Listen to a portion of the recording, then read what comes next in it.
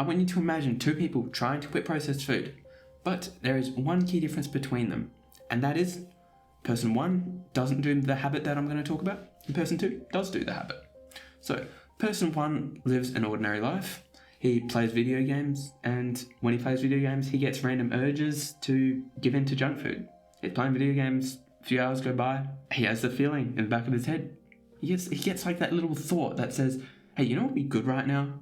Let's grab some junk food. Let's grab some chips. And because he just doesn't know any better, he gives in. He grabs the junk food and starts eating his food while playing video games. Or a bit more of a relevant, like, total view example. He watches TV shows, comes back from work, and is exhausted. He has the little thought in his head, oh, this movie would be so good right now with a bowl of ice cream. And then it's just like, okay, let's listen to that little thought.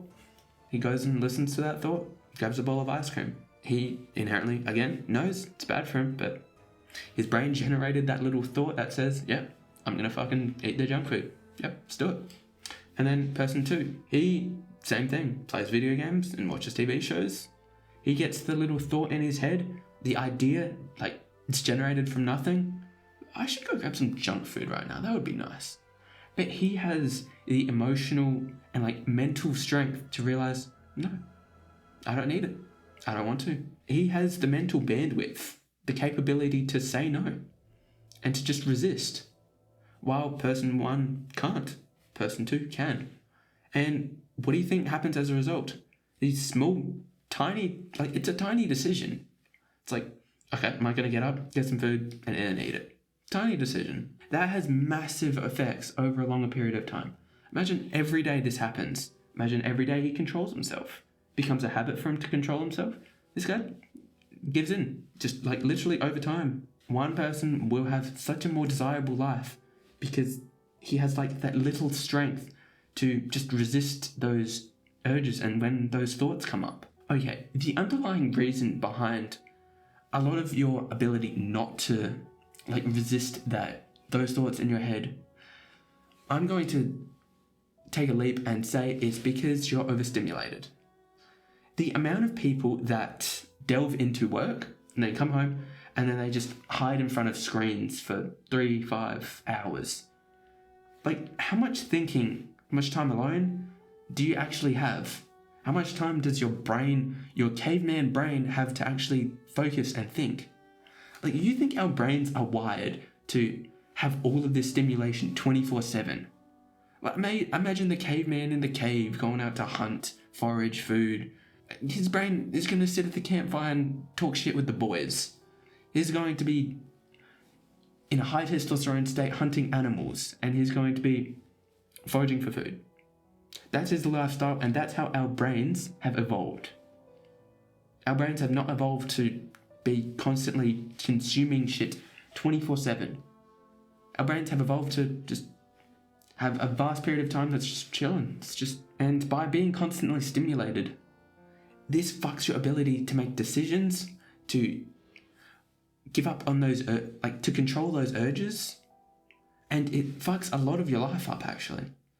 Because if you're constantly stimulated, you're not going to, like, think, okay, right now, you know what would be beneficial for my life? If I went to the gym. No, you're not going to have thoughts like that, because you're just going to be like, oh, technology, oh, brain not working, stimulation, scrolling, and you just can't, because you're just constantly stimulated. So, you now realize stimulation? Yeah, fuck, okay, maybe let's calm down. What's this massive habit that I was talking about? Well, I learned of this method so I'm in a community of fellow YouTubers. There's a YouTuber who's in the mental health niche, and he has found a method that really helps fixing his niche's mental health, and it works universally. And this is the tactic that I'm going to tell you, because on top of fixing your mental health, it gives you control over those urges. And just like person two has, you're going to be able to make the correct decisions. And anyway, I found this out, and then I tried it myself. I had 3 days back to back where I had 2 hours of sitting by myself doing absolutely nothing. So I sat in my room, cross-legged, and I stared at my wall with my alarm going in the other room for 2 hours. No technology, no stimulation, just me, my thoughts, and the wall. And that was all.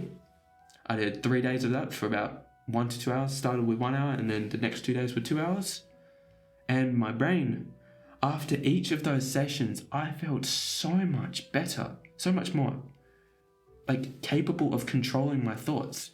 And it's not just like a one-time thing. This has helped regain like normal levels of dopamine. So obviously now you can tell the habit that I'm recommending is to sit alone with your thoughts for an hour or two and just stare at a wall. Literally that simple. And I also, to further establish how good this habit is, I was watching an actualize.org. He's an awesome YouTuber on self-actualization, basically it's basically peak self-improvement YouTuber. Anything you want to do with self-improvement, fucking awesome. Extremely intelligent guy. And he recommended, so I was watching a video on how to quit addictions, and his big recommendation was literally this exact thing, what I just mentioned. To sit alone with your thoughts. People can't sit alone with their own thoughts and just process emotions, feelings, their thoughts. They just don't process these days.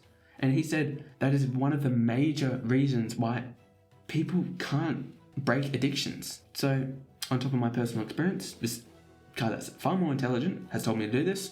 I've done it myself, it's worked, and yeah. So I would highly get you to try this out. Start with an hour, a few days, 2 hours, and then maybe 3 hours on the third day. And then see how you feel by that fourth, fifth day. As long as you don't go super hard on back to the technology, like you go back from cutting out, going back on a bit of technology, and then like day 4, you're back to just staring at a screen, laser focused, no thoughts, then you're going to feel so much more in control. I can guarantee that. So yeah, try this, let me know how it works, and yeah, that is the video. But before you leave, I want you to write it down in the comments. What's one thing you're currently grateful for? Gratitude is a habit that not enough people do, and it's fucking awesome. So I am grateful right now for the oxygen I'm breathing. Simple as that. Could be anything. I'm alive. What's more there to be happy about? So yeah, this video. Make sure to like and sub. Helps me a lot. Bye. Take care of yourself, mate.